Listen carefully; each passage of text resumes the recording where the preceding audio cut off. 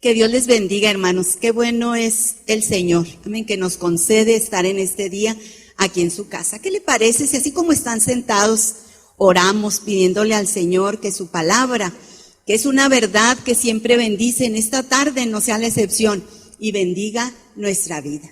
Padre maravilloso, nuevamente, Señor, nos acercamos al trono de tu gracia, de tu misericordia. Mi Dios, agradeciendo esta bendición y esta oportunidad de estar en tu casa, pidiendo, Espíritu Santo, que de una manera especial tú hables a nuestra vida a través de tu palabra. En el nombre precioso de Jesús te lo pedimos. Las personas que van a estar viendo, mi Señor, a través de las redes sociales, bendice sus vidas y habla a sus corazones.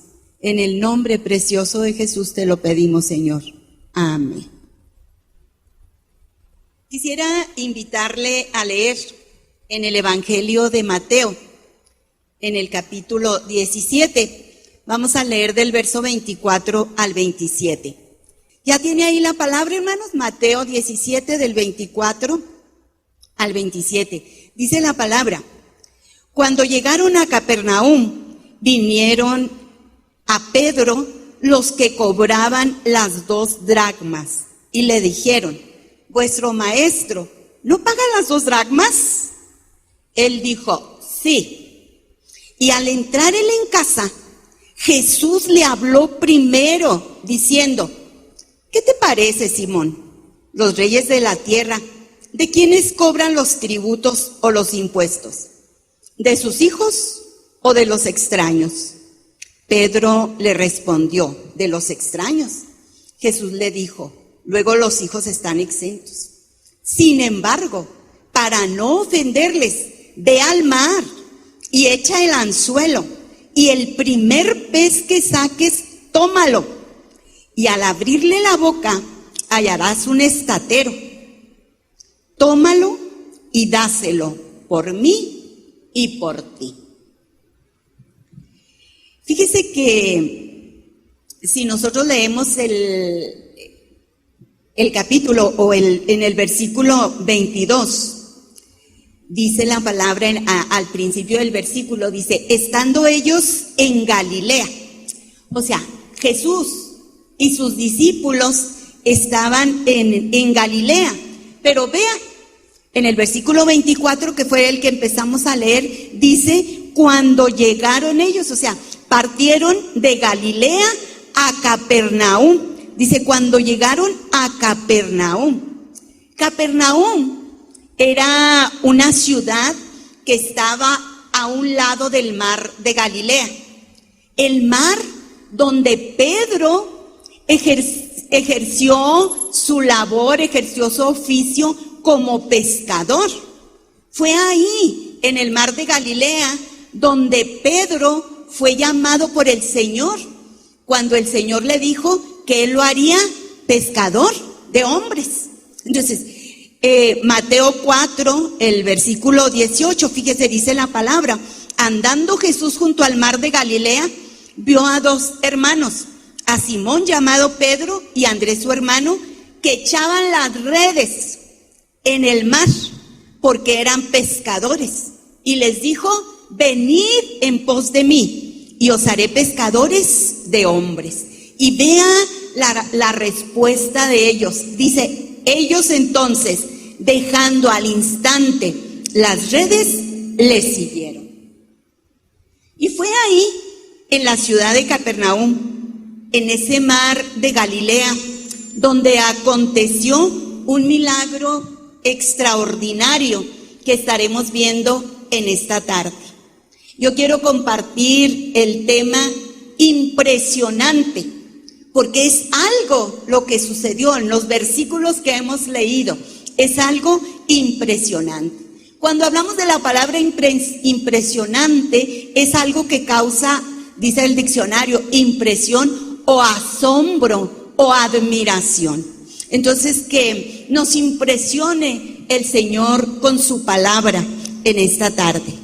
El versículo donde iniciamos leyendo, el 24, dice: cuando llegaron a Capernaum, dice, vinieron a Pedro los que cobraban los impuestos. Y luego fíjese, qué tremendo. Y luego le dicen a Pedro, oye, ¿y tu maestro no va a pagar las 2 dracmas? Y nosotros podemos preguntarnos, ¿por qué aquellos cobradores de impuestos encaran a Pedro? Y fíjese, no le dicen, oye, paga las 2 dracmas. Le dicen, tu maestro no va a pagar las 2 dracmas. Jesús estaba dentro de la casa. Pedro estaba afuera, por lo que nos dice el pasaje. Pero fíjese qué tremendo. Y bueno, ¿por qué encararon a Pedro? Pues porque estaban en la casa de Pedro. Pedro era de Capernaum. Pedro tenía su casa ahí en Capernaum, junto al mar de Galilea. Si usted lee la palabra de Dios en el capítulo 8 de Mateo, dice el versículo 5, entrando Jesús a Capernaum, se dio aquella escena de aquel centurión que llega con Jesús rogándole y le dice que uno de sus siervos está enfermo y va con Jesús rogándole que lo sane. Y Jesús le dice, sí, yo voy a ir a tu casa. Y luego el centurión le dice, no es necesario que vayas a mi casa. Yo sé estar bajo autoridad y tengo bajo mi autoridad a muchos hombres. Yo le digo a este, ve y va, al otro, ven y viene. ¿Sí? Le dice a aquel hombre, con que digas la palabra, mi siervo va a sanar. Es cuando Jesús expresa, no he visto una fe tan grande como la de este hombre. Y en el versículo 13, ahí en el capítulo 8 de Mateo, dice la palabra, entonces Jesús dijo al centurión, ve y como creíste te sea hecho. Y dice que el criado fue sanado en aquella misma hora. Y luego vea, inmediatamente de este suceso que pasa cuando él va entrando a Capernaum, dice, vino Jesús, el versículo 14, dice, vino Jesús a la casa de Pedro y vio a la suegra de este postrado en cama, tocó su mano, la fiebre la dejó y ella se levantó y le servía. O sea, aquí está la palabra bien explícita de que era la casa de Pedro. Entonces los que cobraban los impuestos llegan ahí a la casa de Pedro. Pero fíjese, podíamos decir, y bueno, ¿y qué impuesto era ese? Porque era específico, 2 dracmas. Y no sé si su Biblia tenga el encabezado de esos versículos. Algunos, la Biblia tiene el encabezado, ya ve que a veces tienen unos títulos. Algunos, ¿ya lo encontraron? ¿Qué dice el encabezado? ¿Qué dice? Pago del impuesto del templo. Fíjese, pago del impuesto del templo. Las 2 dracmas no era un impuesto civil, no era un impuesto de las autoridades civiles. Era un impuesto que no recaudaban los romanos. Era un impuesto que no iba a parar a las arcas de Roma. Era un impuesto de los judíos. En ese tiempo nosotros podemos recordar que los judíos estaban bajo el dominio de los romanos, ¿sí? Y los judíos pagaban impuesto a los romanos. Por eso a Mateo no lo querían, porque él les cobraba a los judíos el impuesto que iba a parar a Roma. Pero mire, este impuesto no era civil, era un impuesto religioso, era para el mantenimiento, para el uso de todo lo relacionado con el templo de los judíos. La cultura de ellos, cada judío mayor de 20 años debería de pagar ese impuesto. Y le invito a que vayamos a la palabra, en Éxodo 30, el versículo 13 y 14, en la Nueva Traducción Viviente, dice la palabra, cada persona contada, otra versión dice cada persona censada. Cada persona contada tendrá que dar una pequeña pieza de plata como ofrenda sagrada al Señor. Este pago es de medio ciclo, según el ciclo del santuario, que equivale a 20 jeras. todos los que hayan cumplido 20 años deben dar esa ofrenda sagrada al Señor. Segunda de Crónicas 24:6 también nos habla de este impuesto. Dice, entonces el rey mandó llamar al sumo sacerdote Joiada y le preguntó, ¿por qué no les has exigido a los levitas que salgan a recaudar los impuestos del templo en las ciudades de Judá y de Jerusalén? Moisés, el siervo del Señor, impuso a la comunidad de Israel este impuesto para el mantenimiento del tabernáculo del pacto.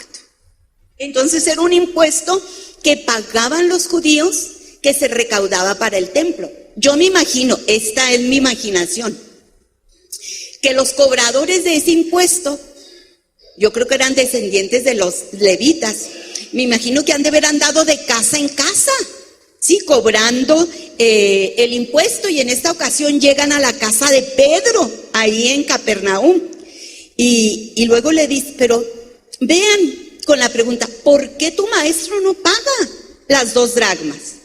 Oiga, el responsable de pagarlo, pues era el dueño de la casa, era Pedro, porque era el que vivía ahí, estaban en la casa de Pedro. Pero nosotros podemos entender que sin duda alguna era ocasión, sí, de los mismos religiosos de aquel tiempo para encontrar en Jesús algún error, algo por lo cual pudieran señalarle.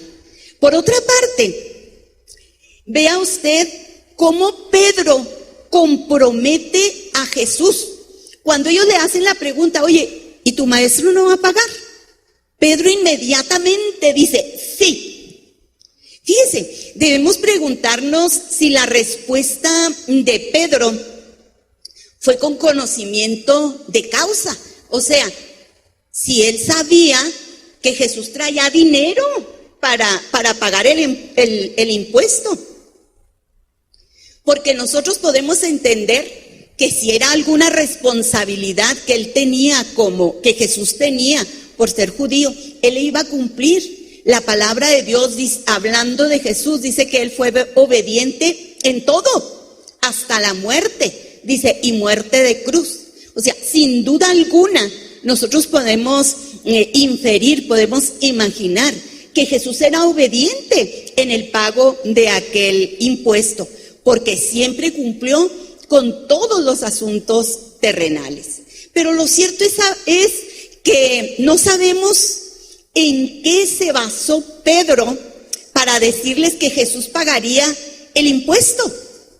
Nosotros podemos ver a Pedro como siempre, intrépido y hablando de más. Oiga, imagínese si Jesús no hubiera traído dinero o no traía dinero en aquella ocasión. ¿Por qué Pedro no les dijo, pues por qué no van a su casa y cobran el impuesto? ¿O por qué no le preguntan a él? Pedro comprometió al maestro sin saber si traía dinero o no. Imagínense que hubieran dicho los cobradores de los impuestos, si Jesús, que no traía dinero, no les hubiera pagado, porque Pedro ya lo había comprometido, ¿sí? Jesús, hubieran descalificado a Jesús, ¿sí? O sea, el testimonio de Jesús había quedado en entredicho en la boca de aquellos cobradores. Pero ¡oh, qué especial y maravilloso! Nosotros hoy que leemos esta palabra podemos admirar profundamente esta porción de la palabra del Señor y aprender de esta historia enseñanzas tan preciosas para nuestra vida. Enseñanzas que son impresionantes y que siguen impresionando nuestra vida el día de hoy. Y lo primero, fíjese, que debe de impresionarnos es la omnisciencia de Jesús. Cuando Pedro les dice a aquellos hombres, sí, o sea, él va a pagar.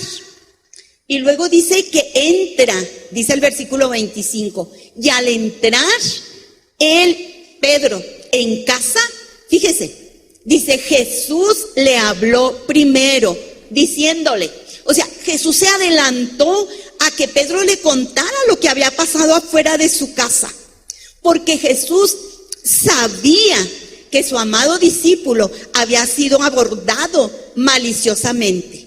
O sea, y eso es lo que nos debe impresionar, la omnisciencia de Jesús. La omnisciencia es un atributo divino, que significa que Dios sabe todo. Todo lo que debe saber, Él lo sabe, todo. Y lo hace instantáneamente, con una plenitud de perfección que incluye todo posible tema de conocimiento. O sea, cuando hablamos de todo, es todo, absolutamente todo. Dios conoce todo lo que existe. Dios conoce todo lo que pudo haber existido en cualquier lugar en el tiempo pasado. Dios conoce todo lo que está por venir en el futuro y en todo el tiempo futuro que falte hasta que esto termine. Muchos de nosotros, decía ahorita el pastor Omar, hoy es un domingo especial porque son las elecciones. Y muchos de nosotros estamos con la incertidumbre, con la zozobra, con la preocupación. ¿Quién será la presidenta de México? ¿Quién será, cómo quedará integrada la Cámara de Senadores, la Cámara de Diputados, los chihuahuenses? ¿Quién será nuestro presidente municipal? Y estamos con la incertidumbre. ¿Sabe una cosa? El Señor ya lo sabe todo. ¿Sabe quién Él sabe quién va a ganar? Nosotros no. Y vamos a estar pendientes de la televisión o algo ahí en la noche a ver cómo van y todo eso. El Señor ya lo sabe. Él sabe quién va a ganar. El Señor ya sabe cómo nos va a ir estos próximos 6 años de gobierno. Él sabe lo que va a pasar, porque Él lo sabe todo. Esa es la impresionante omnisciencia del Señor. Dios sabe todas las causas, todos los pensamientos, todos los misterios, todos los enigmas que son para nosotros. Dios los conoce. Dios conoce nuestros sentimientos, nuestros deseos. Dios sabe la personalidad de cada uno de nosotros. Él conoce todas las cosas visibles e invisibles en los cielos, en la tierra y debajo de la tierra. No hay nada que se escape al conocimiento de Dios, porque Dios sabe todas las cosas perfectamente. Sabe que Él no conoce una cosa mejor que otra. No, Él lo conoce todo en la misma perfección. Dios nunca descubre nada como nosotros. ¡Ay! Descubrí esto. Nunca nada lo sorprende. Nunca nada lo maravilla. Él nunca tiene curiosidad de saber algo o de hacer preguntas por algún asunto. Él no es chismosito como nosotros, ¿verdad? Que queremos saber algo y ahí andamos de chismositos. Oye, y estoy haciendo preguntas. No, Él no necesita nada de eso, porque Él lo sabe todo. Sabe que Dios conoce el final desde el principio y Él conoce cada paso que se da para llegar a ese final. Es impresionante que Él nos conoce desde que estábamos en el vientre de mamá, que Él conoce cada uno de los pasos que hemos dado hasta el día de hoy, hasta este momento de nuestra vida. Y lo más impresionante es que Él conoce nuestro final. Y qué especial, Él lo conoce todo. Y ante este conocimiento pleno, profundo, no hay lugar alguno donde nosotros podamos escondernos de Dios. No hay situación que nosotros hagamos y podamos pensar que Dios no lo conoce, que Dios no lo sabe. Porque todo de nuestra vida está perfectamente delante del Señor. Él lo conoce todo. Fíjese, Por esta razón el Señor Jesús, siendo Dios, supo inmediatamente lo que estaba pasando afuera de la casa de Pedro con aquellos cobradores de impuestos de las 2 dracmas. Matthew Henry, un comentarista, dice de este versículo: los discípulos de Cristo nunca son atacados sin el conocimiento de Jesús.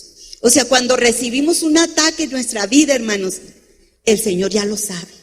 Dice, Pedro recibió un ataque frontal, pero Jesús, adentro de la casa, ya lo sabía. Qué especial. El Señor conoce todo lo que nos pasa. Por eso es que nosotros debemos de confiar siempre en el Señor. El versículo 25 dice, al entrar él en la casa, o sea, Jesús le habló primero y luego le habla explícitamente acerca de lo que los hombres le hablaron afuera y le dice, oye Simón, pues ¿de quién se cobran los impuestos? ¿De los extranjeros o de los de casa? Y Pedro le dice, pues de los extranjeros, porque ellos sabían que como extranjeros ellos pagaban el impuesto a Roma. O sea, como diciéndole Jesús, pues esto es del templo, el templo es mío, o sea, yo no debería de pagar impuesto, ¿verdad? Esto es mío. Pero fíjese, dando a entender Jesús con esto a Pedro, que él es el dueño del templo y por lo tanto debería estar exento de ese pago de impuesto. Dice el verso 27, sin embargo, para no ofenderles, les dice, ve al mar y eche el anzuelo y el primer pez que saques, tómalo y al abrirle la boca hallarás un estatero, tómalo y dáselo por mí y por ti. Un estatero era una moneda de plata que ¿cuánto cree que valía? 4 dracmas. Eso valía el estatero. Entonces por eso le dijo, lo vas a encontrar y lo vas a pagar. Tus 2 dracmas y mis 2 dracmas. El impuesto por ti y por mí. Fíjese, esto, hermanos, es impresionante. Lo que es la omnisciencia de Jesús. Jesús supo todo lo que estaba aconteciendo afuera de la casa de Pedro. Jesús sabía exactamente dónde estaba la moneda en el fondo del mar y qué moneda era. Él envió a un pez a que se tragara aquella moneda y luego se dirigiera al lugar donde Pedro iba a lanzar el anzuelo. Pedro se dirigió a donde estaba aquel pececito ahí nadando, que habría muchísimos peces, era el mar de Galilea. Y fíjese, dice un comentarista que es la única vez que se menciona a Pedro pescando con anzuelo. Yo le leí ahorita los versículos al principio cuando Jesús lo llamó, dice que estaban echando las redes. Otro de los pasajes donde dice que echaban las redes ya después de que Jesús había resucitado. Acuérdese que Pedro y otros discípulos, Pedro les dijo, no, pues yo ya me voy a pescar, ¿se acuerda? Y se fue Pedro y andaban pescando, anduvieron toda la noche y no pescaron nada. Y Jesús va a la orilla del mar y les grita que si tienen algo de comer. Ya recordó ese pasaje que está ahí en Juan 21. Y le dice, no, pues si no hemos pescado nada en toda la noche. Y luego Jesús les dice, echen la red a la derecha. Y la echan. Oiga, y dice que sacaron aquella red llena de peces. O sea, ellos pescaban con red. Pero aquí Jesús es bien puntual, hermano. ¿Sí? Con el anzuelo. Fíjese qué especial. Hermanos, por eso es impresionante esto. O sea, el pez, el anzuelo y el extraordinario milagro que se llevó a cabo. Fíjese. Era el mar y habría muchísimos peces, pero Jesús le dijo, el primero que pesques, el primero que muerde el anzuelo, ahí vas a encontrar la moneda.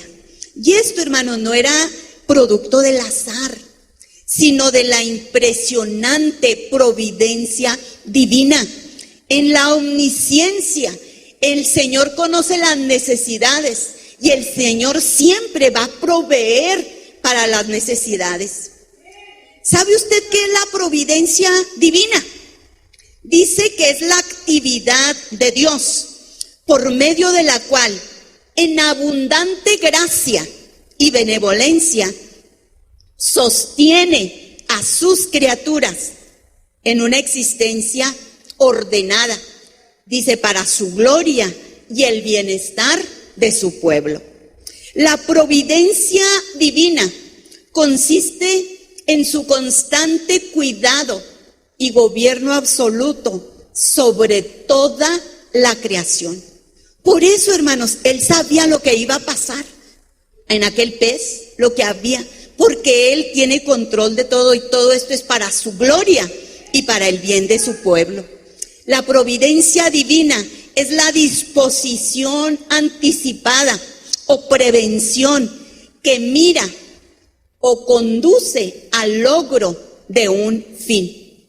Entonces, hablar de providencia divina es hablar del cuidado especial de Dios. Y eso es maravilloso, hermanos. Dios, o sea, es impresionante hoy en día la providencia de Dios para nuestra vida. El cuidado especial que Dios tiene para con nosotros. Y vea usted el propósito de la providencia divina para la gloria de Dios y para el bienestar de su pueblo. Es impresionante. Esto significa entonces que nada se escapa de la providencia divina. Que Dios tiene control de todo lo creado. Dios en su providencia divina sostiene el universo entero y cada cosa creada, porque Jesucristo es el Señor de la creación. Dice Colosenses que todo lo que existe fue creado por Él y que sin Él nada de lo que ha sido creado hubiera sido creado. O sea, Él lo creó todo, es el creador del universo, es el que sostiene al universo, es el que hace posible que cada mañana el sol salga, cada tarde el sol se meta, que tengamos ese aire en nuestra atmósfera, es el que hace posible todo, ese equilibrio, ese control del universo. ¿Cuánto más su providencia divina nos sostendrá nuestra vida? La palabra de Dios dice que Dios nos amó de tal manera que envió a su Hijo para que en Él crea no se pierda, sino tenga vida eterna. Y parte de esa vida que el Señor nos da, de esa vida en plenitud que el Señor quiere. Amén, gloria a Dios. Ahí está su providencia, ahí está su cuidado. Y sabe una cosa, quiero decirle en esta tarde que Él nos sostendrá a usted y a mí y a cada creyente del mundo. Ahorita con esto de las elecciones, mucha gente, no es que si pierde fulanita nos van a quitar las ayudas, no es que si gana sutanita los de 60 vamos a empezar a recibir también ayuda. Hermanos, nuestro bienestar, nuestro bien, no depende de un gobierno. Nuestra confianza, como lo expresaban ahorita los de la alabanza, debe estar en el Señor, porque Él es el que va a tener cuidado de nosotros. Llegue quien llegue al poder, el que seguirá teniendo cuidado de nosotros está en el trono. Es el Señor Todopoderoso y su providencia se va a seguir manifestando en nuestra vida. Fíjese, además de la providencia, de la omnisciencia y de la providencia divina, hay algo más que me impresiona, hay algo más impresionante en este pasaje, hermanos. ¿Y sabe qué es? Es la obediencia a la palabra de Dios para obtener resultados. El versículo 27, que ya lo leíamos, fíjese, les dice Jesús, para no ofenderles, y me llama la atención esta frase de Jesús, y mire, este es como un paréntesis que quisiera compartirle. Como Jesús le dice a Pedro, mira, como para no ser piedra de tropiezo, para no darles de qué hablar, para que no anden chismoseando. Mira, estos no pagan los impuestos. Y fíjese, es bien impresionante ver todos los detalles y el actuar de nuestro Señor Jesús. Y esto que le dice, mira, para que no hablen, esto es como para decir, nuestro testimonio debe de estar limpio delante de todos de esos cobradores de impuestos y delante de todos. O sea, hay personas que dicen que el testimonio no interesa, pero ¿sabe una cosa, hermano? Jesús nos enseña en este pasaje que cada detalle de nuestro testimonio, de nuestra vida, interesa.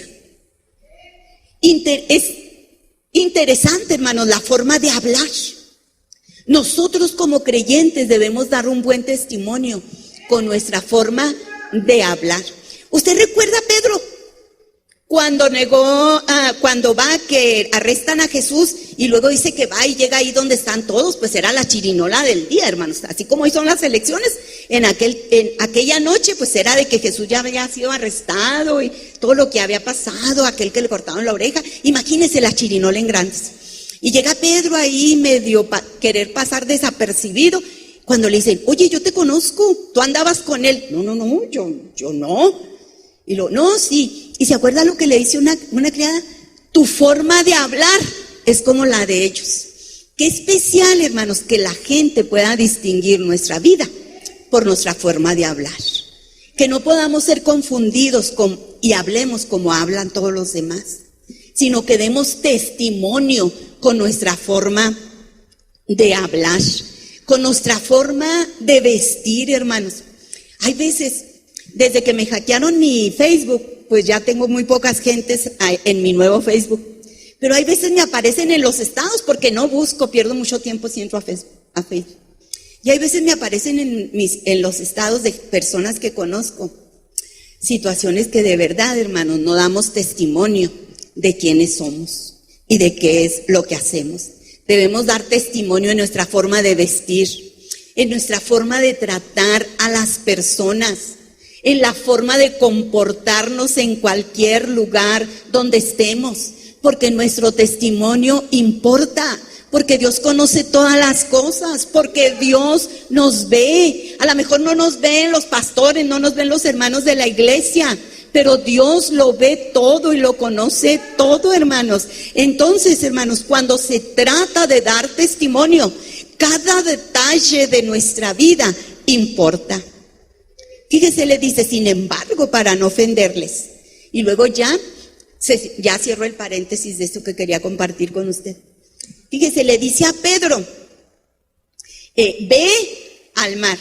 Nosotros, hermano, podríamos pensar que hubiera sido más fácil para Jesús, pues haber hecho que apareciera una monedita ahí en la mesa dentro de la casa, que le hubiera dicho a Pedro, Pedro, no te preocupes. Mira, ahí está el estatero, el estater, ahí está la moneda, sal y págales. Pero fíjese lo que le dice Jesús, ve al mar.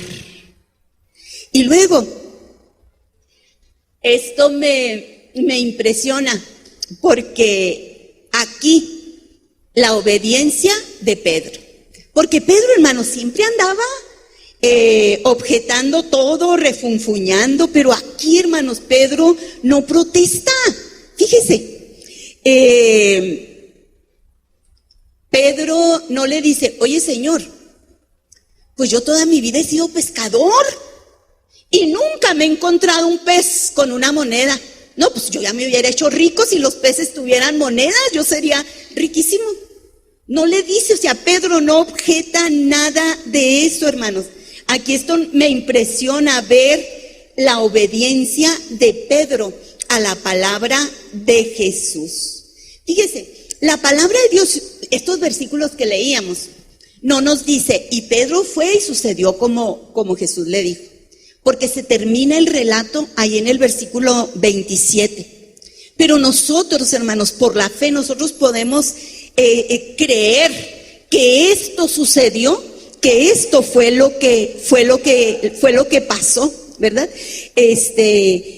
Y la obediencia de Pedro jugó un papel importantísimo, hermanos, en este milagro impresionante que sucedió. Cuán importante es la obediencia de nuestra vida a la palabra del Señor. Fíjese, Pedro obedeció al Señor, echó el anzuelo y el primer pez, ¿sí?, que sacó, ahí estaba la moneda. Y algunos podrán pensar, no, hombre, esos son cuentos que ni ustedes se los creen.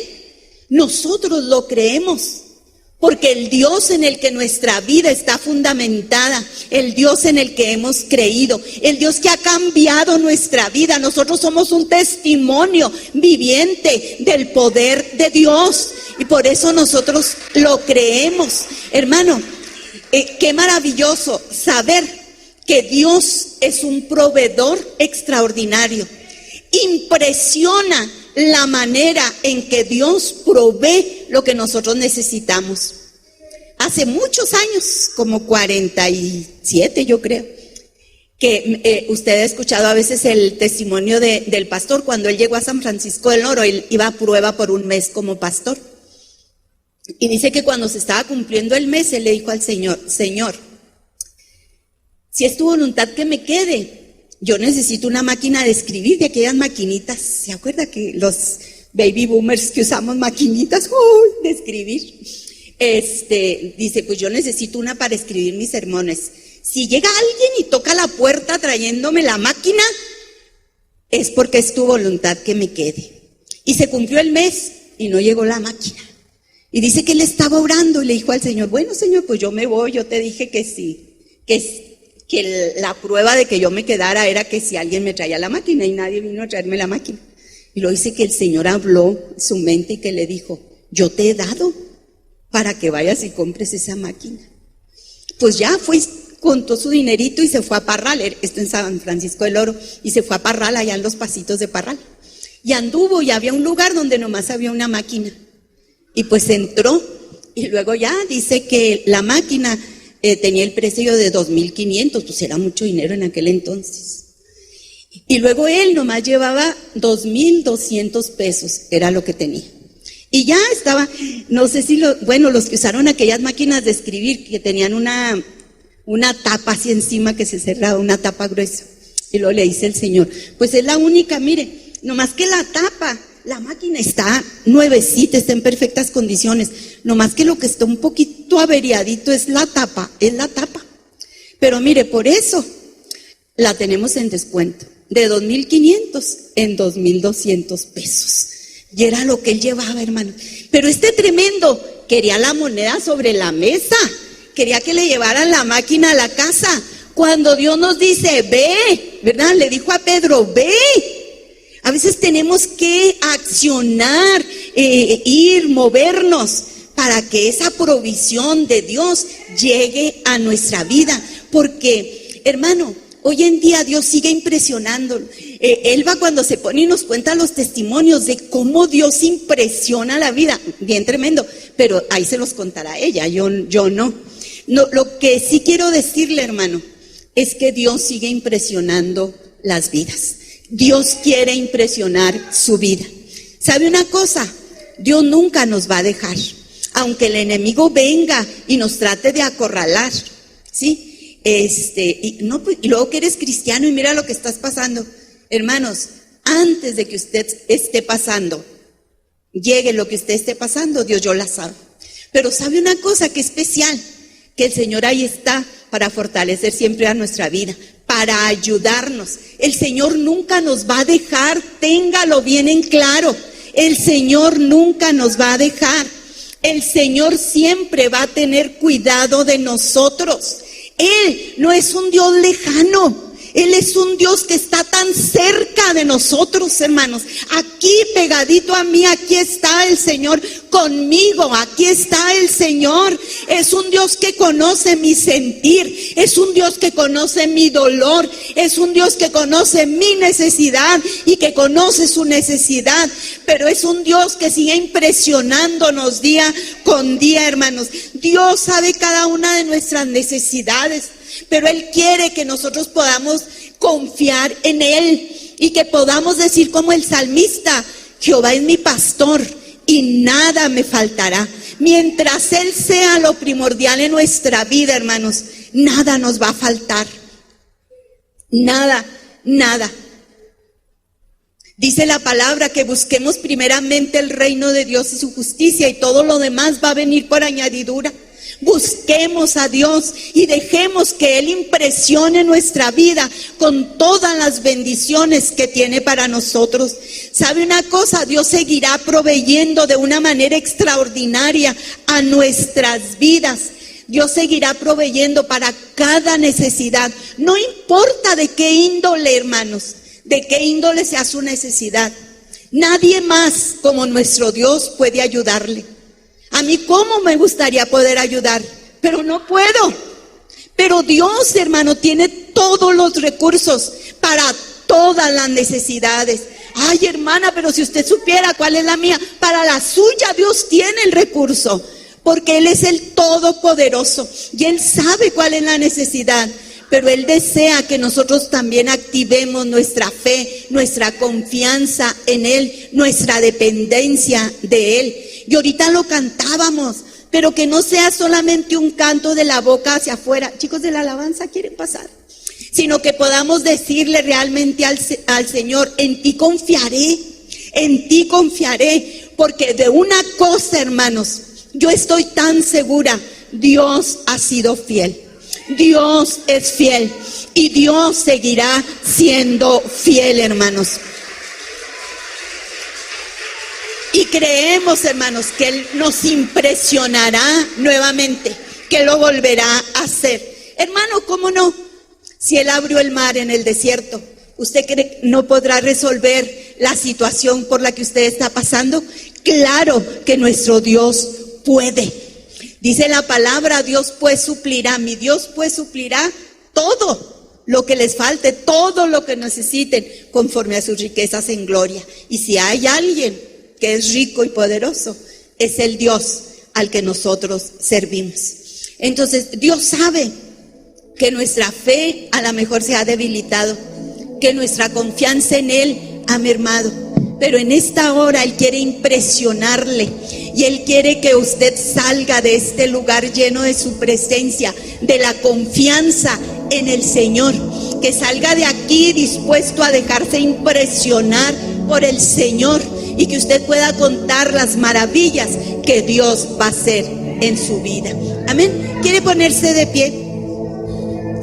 ¿Hay alguien que traiga alguna necesidad en esta tarde y que quiera venir a este altar y decirle al Señor: Señor, ya sé que tú lo conoces, ya sé que tú sabes cuál es mi necesidad, pero yo en esta tarde quiero expresártela? ¿Habrá alguien que quiera venir a este lugar a decirle a Dios cuál es su necesidad? ¿En qué quiere que Dios lo impresione? ¿En su sanidad? ¿En su situación que está pasando laboral? ¿En qué? ¿En qué? Dios sí lo sabe y Dios quiere que usted se lo presente y dígale: impresióname, Dios, impresiona mi vida. Padre maravilloso, aquí, Señor, confiando en ti.